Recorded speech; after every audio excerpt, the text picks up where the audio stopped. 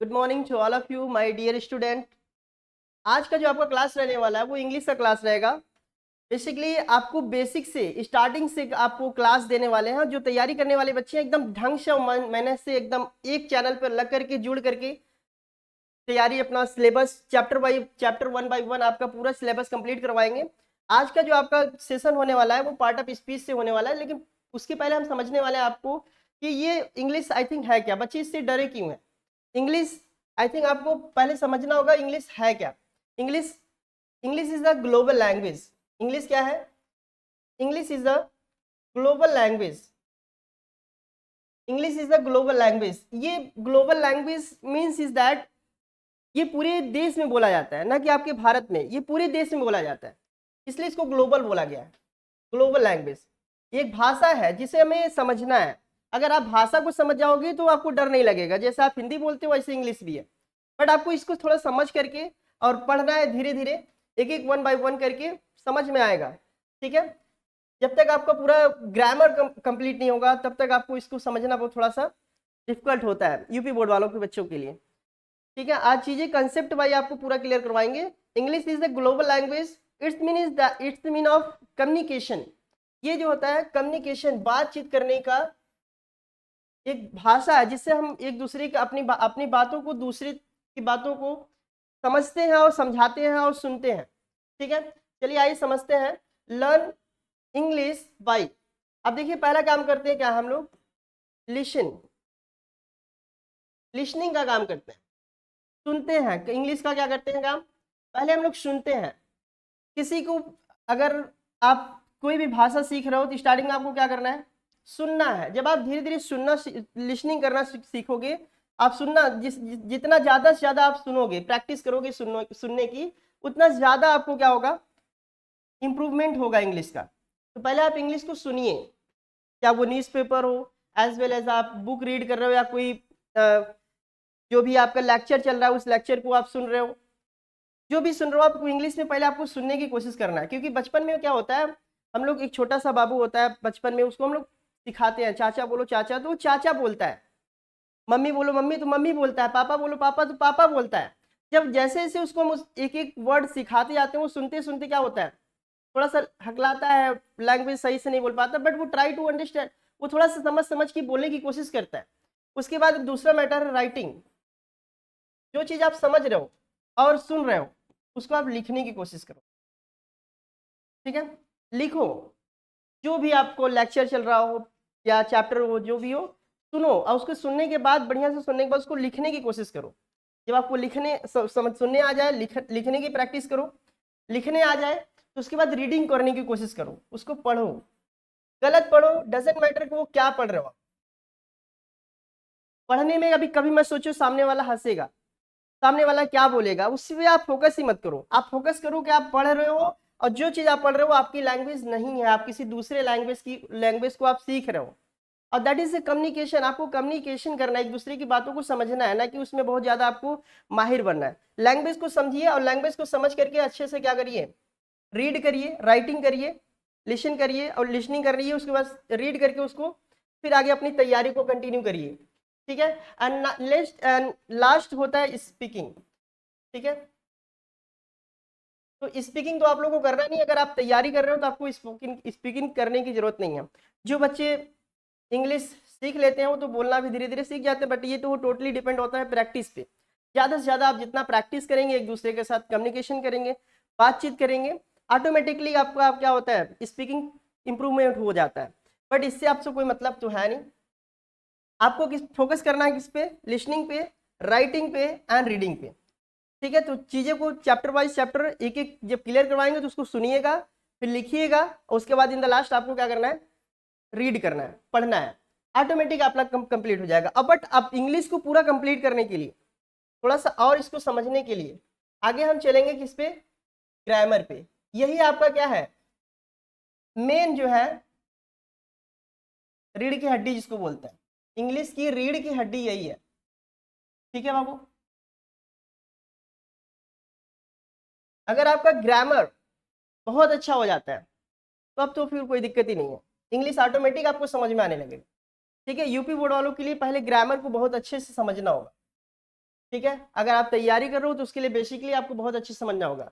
पहले हम समझेंगे ग्रामर है क्या। आई थिंक ग्रामर है क्या। Grammar is the set of rules. Grammar is a set of rules. ये क्या होता है, रूल्स का एक सेट होता है जिसमें सभी रूल्स को हमें समझना होगा। इसके पार्ट ऑफ स्पीच को फर्स्ट ऑफ ऑल हम समझेंगे। रूल्स को समझने का मतलब इसमें जितने भी हमारे पार्ट्स ऑफ स्पीच है पहले उनको हम समझेंगे, क्योंकि देखो मेन जो पार्ट होता है वो होता है आपका पार्ट ऑफ स्पीच। तो सभी बच्चे तो पढ़े ही होंगे, है ना।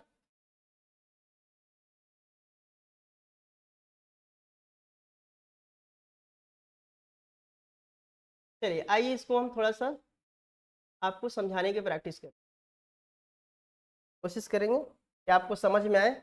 और इसको रटना नहीं है। पहली चीज तो देखो, इसकी परिभाषा पे बिल्कुल मत जाओ। ये जितने भी परिभाषा लिखे हैं इस पे बिल्कुल मत जाओ। ये हम इसलिए आपको दिखा रहे हैं क्योंकि बच्चे जो होते हैं पहले से ये पढ़ करके आए हैं, तो उनको जो पढ़ के आए हैं पहले से स्टार्टिंग में उनको यही पढ़ाया गया था। जितने पहले टीचर्स थे वो यही पढ़ाते थे, रटवाते थे। रट के आए तो ठीक है, नहीं रट के आए तो मार खाओ, ये होता था, है ना। तो अभी आपको रटवाना नहीं है, बस आपको समझाना है। मेरा मेन्स ये है कि पार्ट ऑफ स्पीच को आपको समझा दे, ठीक है। तो as we all know that, जैसे कि आप सभी लोग जानते हो, पार्ट ऑफ स्पीच जो है वो टोटली 8 प्रकार के होते हैं, है ना। इसके पार्ट्स कितने होते हैं, वो 8 प्रकार के होते हैं। हमें 8 पढ़ना है, लेकिन इसमें एक और चीज़ हम ऐड करेंगे, आर्टिकल्स, ठीक है। एक और चीज़ इसमें ऐड कर देंगे, आर्टिकल्स, जिसमें हमें इसको लेकर के 9 समझना है। अगर आप इसको अच्छे से समझ जाते हो तो आपका जो तैयारी करो इसमें थोड़ा सा और ज़्यादा मजा आ जाएगा, जैसे जोश आ जाता है, एनर्जी जो आती है अंदर से ना पढ़ने के बाद। तो वो ये है रूल्स, जैसे जितने ज्यादा रूल्स आप पढ़े। फिर हमने बताया एक चीज आपको पिछले अभी थोड़ा लिखवा के बताया आप लोग को, grammar is a set of rules. Grammar क्या है, सेट ऑफ रूल्स है। तो पहले रूल्स को समझो, ठीक है। और यही सब आपके रूल्स हैं, नियम्स हैं, जिन्हें हमें समझना है। तो पार्ट ऑफ स्पीच आपका जो होता है मेन पार्ट, मेन काम करता है आपका तैयारी में। और जो आप जितना ज़्यादा कंपटीशन एग्जाम कुछ भी देंगे, एमटीएस हो, सीएचएसएल हो या आपका टेट हो, ठीक है, जो भी आप इंग्लिश जिसमें दे रहा है उन सभी में पहले आपको क्या करना होगा, पार्ट ऑफ स्पीच को बहुत अच्छे से समझना होगा। तो सभी बच्चे आप जानते हो कि नाउन जो होता है किसी व्यक्ति स्थान वस्तु के नाम को हम लोग संज्ञा कहते हैं। तो ये संज्ञा को मत समझो, इसको तो समझो ही मत, बिल्कुल मत समझो। आप किसको समझो, क्या है भैया, आओ समझाते हैं। जो नाउन है, नाउन को आप सिंपल सा भाषा में समझो, क्या, नेम। नाउन मतलब नाम, किसी भी जो इस पृथ्वी पे कुछ भी ऐसी चीजें हैं जिसको हम देख सकते हैं, छू सकते हैं और महसूस कर सकते हैं। अब जैसे कि हम ये टीवी को क्या कर सकते हैं, स्मार्ट बोर्ड को टच कर सकते हैं, ये इसका नाम है स्मार्ट बोर्ड, ये भी नाउन है, ठीक है। वायर है, इसके अंदर जो करंट आ रहा है ये भी क्या है आपका करंट। और इलेक्ट्रिसिटी, ये भी आपका नाम है, ये भी आपका नाउन है, ठीक है। फील कर रहा है, इसको क्या कर रहा है, फील कर रहा है। फील कर रहे हो, देख रहे हो, जो भी चीज आप देख पा रहे हो, छू पा रहे हो, वो सब आपके नाउन है। और जिनके नाम है क्या कर रहे हैं, उनका नाम हो, जो भी नाम आपका हो। जैसे कि मेरा नाम के सर, तो के सर का जो नाम है वही आपका क्या है, नाउन है। तो यहाँ पे हमारा नाम भी आपका क्या है, नाउन है। आप गांव में सब लोग बोलते हैं छोटू, मोटू, पतलू, रानी, रिंकी, चिंकी, पिंकी, सब क्या है, सब नाउन है बाबू, सब नाउन है, ठीक है। जो नाम, जिस भी चीज का नाम पड़ा होगा वो आपका क्या है, नाम है। जैसे समझ लेते हैं पहाड़। अब पहाड़ क्या है, ये पहाड़ एक पर्वत जो है नाम है, ठीक है। अब वस्तु में भी हो सकता है, कुर्सी, मेज, रिंकी, पिंकी, ठीक है। कुछ सेंटेंस हम समझते हैं, रामू इज गुड बॉय। तो इसमें समझेंगे, देखो Ramu is a good boy. अब जो बॉय है वो आपका नाम है क्या, नहीं, वो बॉय है, लड़का है, उसकी राम, राम जो है लड़का है, बीच में ही बता रहा है, बॉय लड़का नहीं, वो नाउन नहीं है। गुड क्या नाउन है क्या? नहीं। इज क्या नाउन है क्या? नहीं। राम इसमें नाम है, तो जो नाम होगा वही आपका क्या कहलाएगा? नाउन कहलाएगा। समझ गए? तो जितने भी हमारे इसमें टच करने वाले, छूने वाली चीजें जितनी भी हैं, सब क्या है? और जिसके नाम हो, तो नाम को अगर हम समझ गए तो हम समझ जाएंगे नाउन को, और ज्यादा कुछ समझना नहीं, क्योंकि आपको डिफिनीशन नहीं आता है, बस चीजों को समझना है। नाउन, अब उस नाउन के बाद हम देखेंगे प्रोनाउन, संज्ञा के बदले प्रयोग किए जाने वाले शब्द। अब आपको ये नहीं समझना, पढ़ना ही नहीं, रटना ही नहीं है, बिल्कुल नहीं रटना, इसीलिए तो लिख के लाए हैं आपको कि आप पहले से इसको रट के आए हो, अब इसको समझोगे।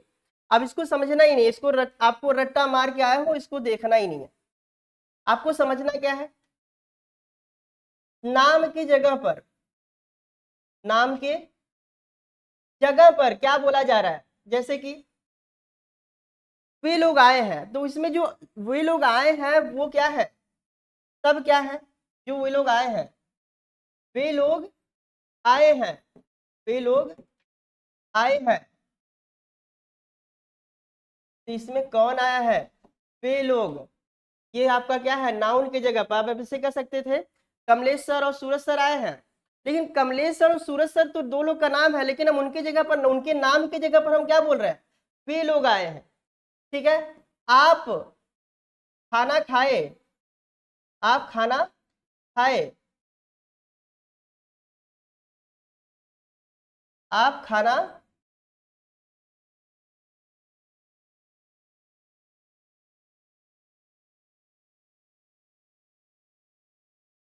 खाए, आप खाना खाए, तो यहाँ पे किसी का और नाम भी हो सकता था। रामू, आप खाना खाए, तो रामू की जगह पर आपने उनको रिस्पेक्ट दिया और उनको नाम लेकर के नहीं बुलाया, क्या बुला दिया? आप खाना खाए। आप अपने पति को क्या बोलते हो? पत्नी अपने पति को क्या बोलती है? आप खाना खा लीजिए, आइए, आप आइए, आप बैठिए, ए जी, सुनिए जी। तो ये सब क्या है? जो ना उनके नाम की जगह पर हम बोले जा रहे हैं, वो प्रयोग कर रहे हैं, वही सब क्या है? हमारे नाउन है बाबू। ठीक है, क्लियर है? चलिए, क्लियर है। फिर हम आगे चलते हैं अपने नेक्स्ट स्टेप पे, है ना? अब हम समझेंगे एडजेक्टिव को। किसको समझेंगे? एडजेक्टिव। एडजेक्टिव, देखो, संज्ञा की विशेषता जो बतलाए उसे हम क्या कहते हैं? एडजेक्टिव कहते हैं। बट ये आपको रटना नहीं है, रटो मत। रटोगे तो कब तक रटोगे? चीजों को समझो। आप समझने के लिए देखो यहाँ पे क्या करना है, एडजेक्टिव आई थिंक है क्या? एडजेक्टिव को समझने के लिए आप समझो कि सीधा सीधा क्या है? विशेषता, विशेषणा, विशेषण जिसको जो बताता है, जो किसी भी नाम का विशेषता, विशेषण को बताए, विशेषण को बताए, विशेषता को बतलाए। आप सिंपल से समझो, जैसे कि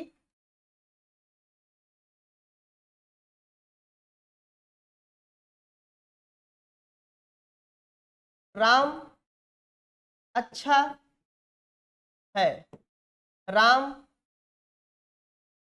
पतला है, मोटा है, छोटा है, गोरा है, नाटा है। ये सब आपकी क्या है? राम की विशेषता को बतला रहे हैं। और जो राम की विशेषता या किसी नाम की विशेषता को बतलाए, वही आपका क्या कहलाता है? एडजेक्टिव या विशेषण कहलाता है, सीधे शब्दों में। ठीक है। जैसे क्या है? सीता सुंदर है। अब इसमें जो सीता है, सीता, सीता की विशेषता क्या है? कि वो सुंदर है। सीता सुंदर लड़की है, तो सुंदरता ही इसका क्या है? विशेषता है। ठीक है। वो लवली है, लवली। अब यहाँ पे लिखो गुड, बैड, लवली, ब्यूटीफुल, अगली, सब क्या है? आपकी विशेषता को ही बतलाते हैं। ठीक है, समझ गए? आ जाओ आगे चलते हैं, वर्ब के विषय में थोड़ा समझते हैं। वर्ब में क्या होता है? क्रिया, जो क्रिया की या अवस्था को बताए। ये सब मत समझो, इसको डिफिनीशन को ये रटना ही नहीं है, डिफिनीशन रटोगे तो नहीं समझ पाओगे।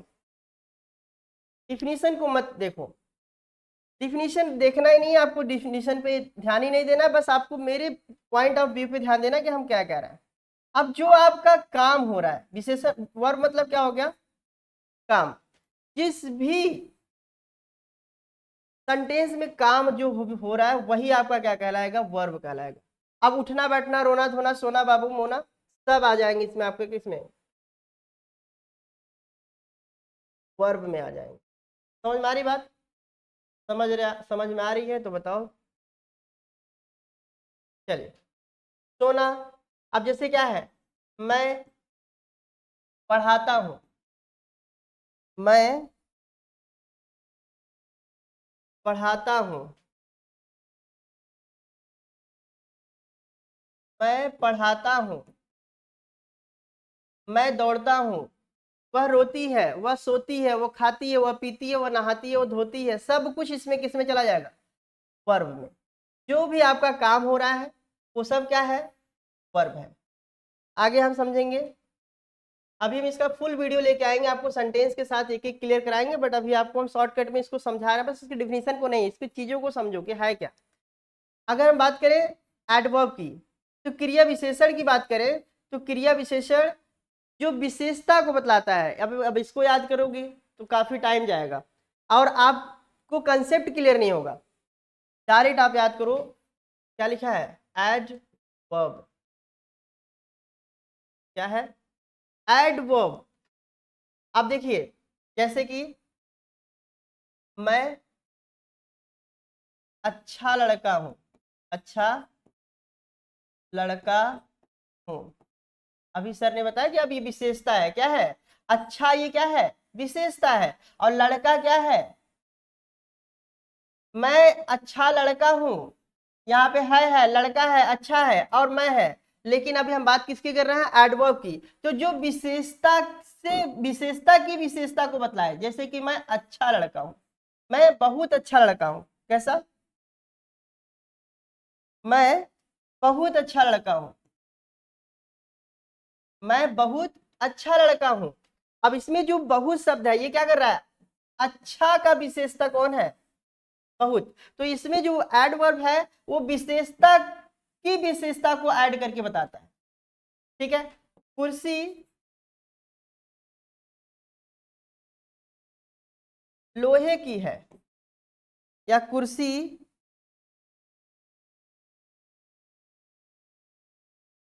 अच्छी है। तो कुर्सी बहुत अच्छी है, इसमें जो बहुत शब्द आया है, ठीक है, इसमें जो बहुत शब्द आया है वो आपका क्या है, यही आपका एडवर्ब है। समझ में आ रही बात, आपके वर्ड अब जो विशेषता की विशेषता को बतलाता है वही आपका क्या कहलाता है, एडवर्ब कहलाता है। आगे हम समझेंगे प्रीपोजिशन को हटा देते हैं, आइए समझते हैं प्रीपोजिशन को। प्रीपोजिशन, अब बच्चों प्यारो प्यारे बच्चों ध्यान समझो थोड़ा, ये प्रीपोजिशन जो है, प्रीपोजिशन का मतलब होता है संबंध सूचक शब्द। तो संबंध सूचक शब्द आपका जिसमें डिफिनेशन नहीं लिखना, लेकिन हम समझा रहे हैं, एकदम ध्यान समझना। ये प्रीपोजिशन बहुत ही इंपॉर्टेंट रोल प्ले करता है, जिसको आप बहुत ही ध्यान से और बहुत बढ़िया समझना। देखो ये क्या है, इसमें क्या लिखा है, पोजीशन, प्रीपोजिशन। इसमें ये पोजीशन शो कर रहा है, क्या शो कर रहा है, प्रीपोजिशन मतलब जो पोजीशन आपका शो करे। अब जैसे के सर यहाँ पे खड़े हैं, मैं खड़ा हूँ, कहाँ पे खड़ा हूँ, छत के नीचे खड़ा हूँ। तो मेरा पोजीशन क्या है, यहाँ पे छत के नीचे। किस पे खड़ा हूँ, जमीन पर खड़ा हूँ, तो जमीन पर खड़ा हूँ ये मेरा पोजीशन है। कहाँ खड़ा हूँ, स्क्रीन के सामने खड़ा हूँ, कैमरे के सामने खड़ा हूँ, स्क्रीन के पीछे खड़ा हूँ। समझ में आ रही बात, तो ये क्या है आपका पोजीशन शो करे, जो भी पोजीशन शो करे वो क्या कहलाता है, आपका प्रीपोजिशन कहलाता है। ठीक है, ऊपर नीचे दाएं बाएं हेयर देयर सब क्या कहलाता है, इन आउट सब आपका कहलाता है क्या, प्रीपोजिशन कहलाता है। जैसे यहाँ पे अभी लिखवा दिया हमने, on it at by with, ठीक है, साथ द्वारा मेरे साथ उसके साथ अंदर बाहर। ठीक है, अब जैसे एक एग्जांपल देकर आपको बताते हैं विथ सेंटेंस, और ऐसे ही कंसेप्ट आपको एक फुल वीडियो में बना करके देंगे, बट अब इसको अभी समझो, लेकिन ये बहुत ही इंपॉर्टेंट है एग्जाम के दृष्टिकोण से। प्रीपोजिशन, प्रीपोजिशन में जो पोजीशन है, आप यहाँ पे देखो, कुर्सी पर, कुर्सी पर किताब है,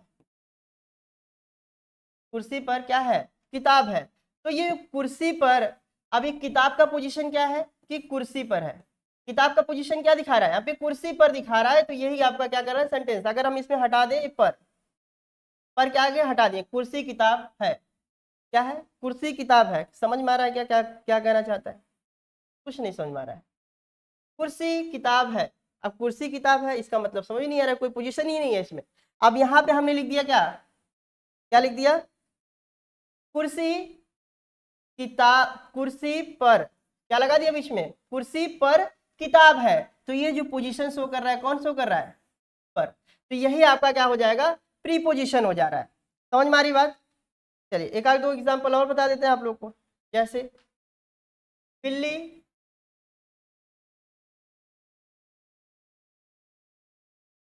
तो इंग्लिश भी लिख लेते हैं, there is a book on table, on chair, sorry, on,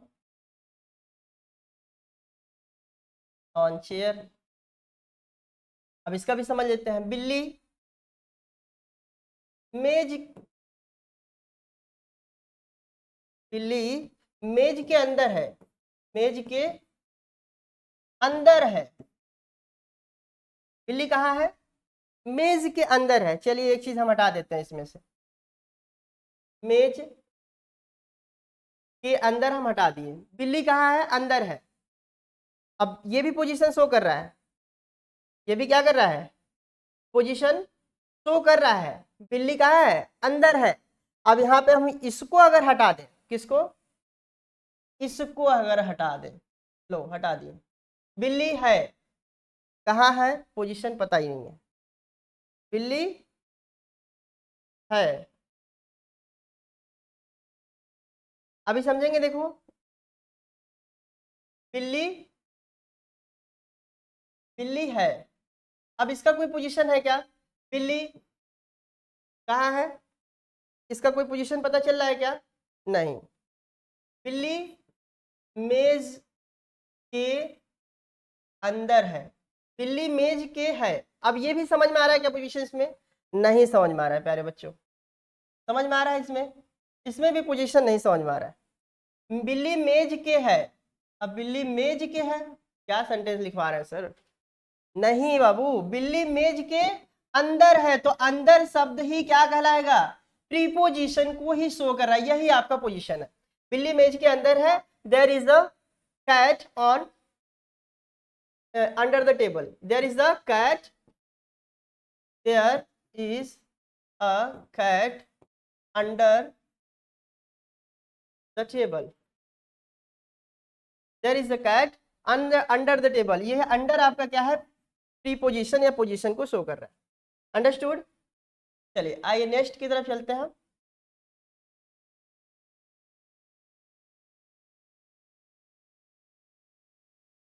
अब हम समझेंगे कंजक्शन को, किसको, नेक्स्ट कंजक्शन।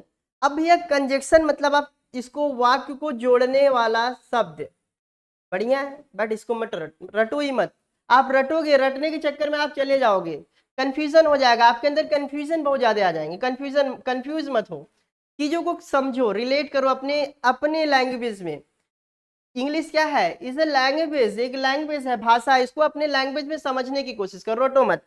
कंजक्शन वाक्य को जोड़ने वाले शब्द है, तो उसको जोड़ो मत, समझो ही मत, बस इतना समझो कि दो भैया शब्द है, दो सेंटेंस हो, उसको क्या करे, कंजक्शन मतलब जोड़ दे। हथकड़ी देखे हो, सिकड़ी देखे हो, या जिसको जो एक बीच में कोई जोड़ आ जाए या सिकड़ी आ जाए, जिसमें आप देखे होगे चैन वगैरह देखे हो ना, चैन, सीधा सीधा समझो, क्या चैन समझो, चैन तो देखे होगे। अब ये चैन क्या होता है, हम लोग इस तरह से होता है ना, और यहाँ पे क्या होता है, हुक लगा रहता है। और ये क्या करता है, हम लोग पहनने के बाद इसे में क्या करते हैं, ज्वाइंट कर देते हैं बाबू, है ना। तो क्या हो गया, सिकड़ी हो गया। अब हम चैन की बात कर रहे हैं, यही चैन है जो जोड़ने का काम करता है। ये चैन को जोड़ने का जो काम करे वही कंजक्शन कहलाता है। सिंपल से समझते हैं। मैं बीमार हूं, मैं क्या हूं, बीमार हूं। मैं बीमार हूं, आराम कर रहा हूं।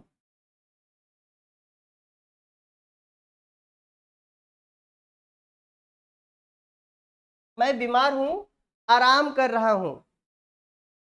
मैं बीमार हूं, आराम कर रहा हूं। अब इसमें कुछ समझ में आ रहा है क्या सर? क्या सर बता रहे हैं, कुछ इसमें समझ नहीं आ रहा है। कंजक्शन कुछ दिख रहा है क्या? कहीं कहीं कंजक्शन नहीं दिख रहा है। बीमार, मैं बीमार हूं एक सेंटेंस हो गया, आराम कर रहा हूं एक सेंटेंस हो गया। अब इन दोनों को जोड़ने का काम कौन कर सकता है? आप इसको थोड़ा समझिए। मैं बीमार हूं इसलिए, इसलिए, मैं बीमार हूं इसलिए आराम कर रहा हूं। तो हमारी बात, तो ये जोड़ने का कौन काम कर रहा है? इसलिए। यही आपका क्या कहलाएगा? कंजक्शन कहलाएगा। ठीक है। वह गरीब है,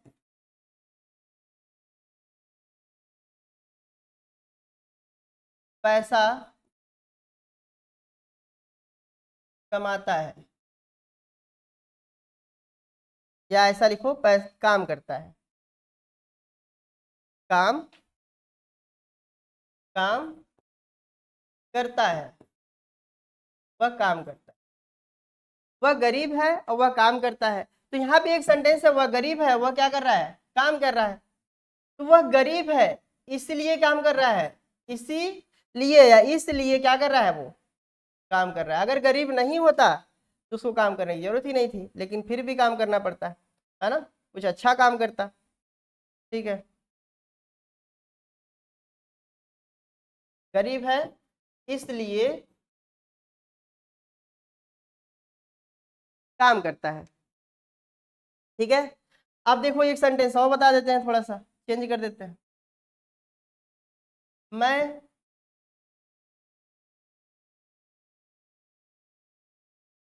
मेरे आने से पहले, मेरे बहुत फेमस सेंटेंस है जो आप लोग हमेशा पढ़ते रहते हो क्लास 10 से ही।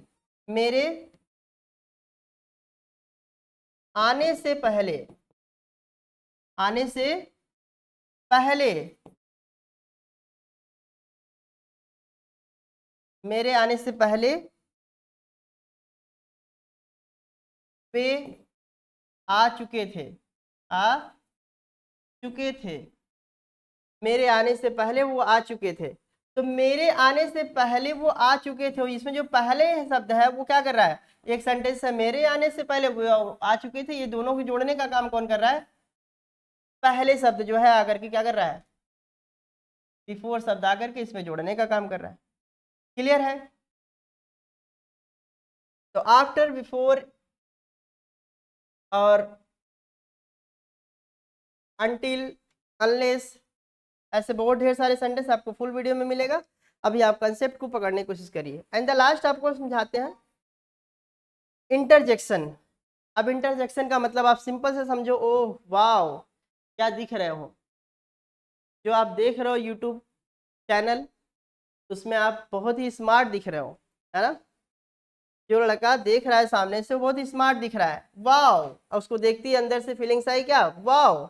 ओ, आप क्रिकेट में क्या करते हो? जैसे ही विराट कोहली ने क्या किया, 6 मारा, आपको तुरंत क्या होता है? एक्साइटेड होकर क्लैपिंग करने लगते हो। तो जो आपके अंदर से वो फीलिंग्स आती है, भाव आता है, वही आपका क्या कहलाता है? इंटरजेक्शन कहलाता है। बट इसमें सिंपल सा आपको हम समझा देंगे लास्ट में क्या होता है। कुछ सिंबल्स होते हैं जिसको आप पकड़ने की कोशिश करिएगा, और बहुत ही ईजी होता है इसको समझना। इसमें आपकी फीलिंग्स और आपके मनोदशा, आपकी अंदर की जो भावनाएं होती हैं वो ऑटोमेटिक अचानक से कभी निकल के आती हैं, तो वही आपके क्या कहलाते हैं? इंटरजेक्शन कहलाते हैं। और इन द लास्ट आपको ये समझना है, थोड़ा सा इस चैप्टर को भी ध्यान समझना है। आर्टिकल्स, आर्टिकल्स में आते हैं ए, एंड द। ये भैया मोस्ट इंपॉर्टेंट है, इसको भी हम बहुत अच्छे से एक एक करके तोड़ेंगे और अच्छे से तोड़ तोड़ के समझेंगे। एक एक चैप्टर को, नाउन को, प्रोनाउन को, एडजेक्टिव को, वर्ब को, एडवर्ब को, preposition, conjunction, interjection and articles one by one करके हम पूरे एक तरफ से तोड़ करके पूरा समझाएंगे और पूरा कंसेप्ट आपका क्लियर करके दे देंगे। That's it, thank you for listening.